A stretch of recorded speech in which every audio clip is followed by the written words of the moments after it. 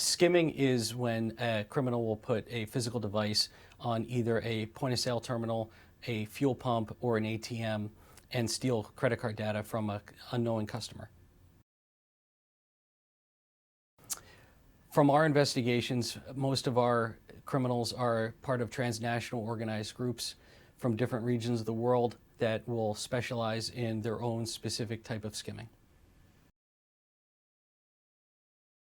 You and me are being affected by this because they're stealing our credit card information, which will then require us to change your payment information for reoccurring credit.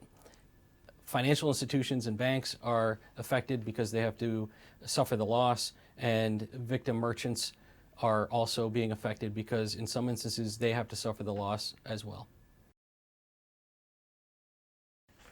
So the consumer is affected because it's their credit card that will have to be replaced, which will be then an inconvenience because they will not have access to either their money or their credit. The consumer will also be affected because they have to reestablish new credit information with reoccurring debt. Banks are affected because in most instances they're the ones who actually suffer the loss in many skimming incidents. Victim merchants are affected if it is at a point-of-sale terminal because in some instances they're the ones who are responsible for the loss. For ATM skimming, the best method to protect yourself is to cover your PIN while you're inputting it into the ATM.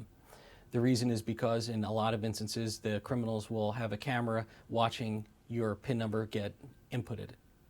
For gas pump skimming, the best thing that a customer can do is to pay inside if you're concerned about gas pump skimming. Other options are to use the pump closest to the cashier or simply use cash. The Secret Service is pursuing any and all potential gas pump skimming locations using our electronic crimes task forces, which are strategically located all around the world.